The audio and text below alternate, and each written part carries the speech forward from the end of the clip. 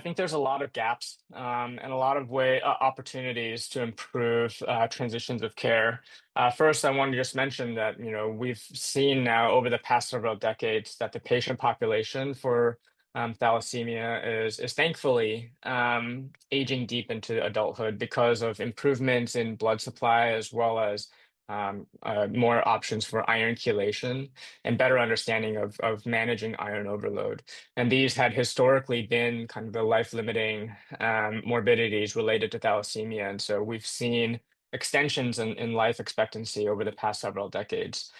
We're now coming to a point where the supply of adult hematologists who are well-versed and experienced in managing thalassemia has not really kept up with the demand. And so, we desperately need adult providers who are well versed in the proper screening of morbidities associated with thalassemia, associated with iron overload as well. I think we're now observing a growing population of patients with thalassemia in their adolescence and their young adulthood, which is a key period of time for thinking about transitions of care,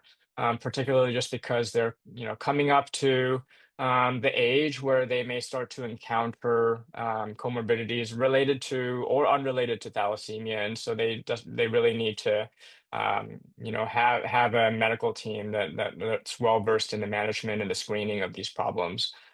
So I think an effective way of transitioning is to really have a close collaboration between the pediatric and adult medical teams at the time of transitions,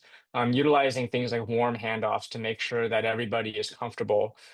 with kind of the clinical history and the complications for each individual patient. So at our center,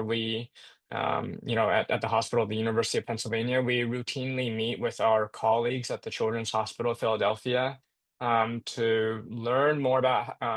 each patient who's being considered for transition, review their clinical course, and to learn from their experience and guidance as well. And so I think this type of teamwork really strengthens not only our understanding of the patients who will be kind of managing in their adulthood, but also strengthens the patient's confidence in the new team and allows for this ongoing dynamic conversation between the different longitudinal teams to optimize and guide complex decisions in the clinical management of these patients.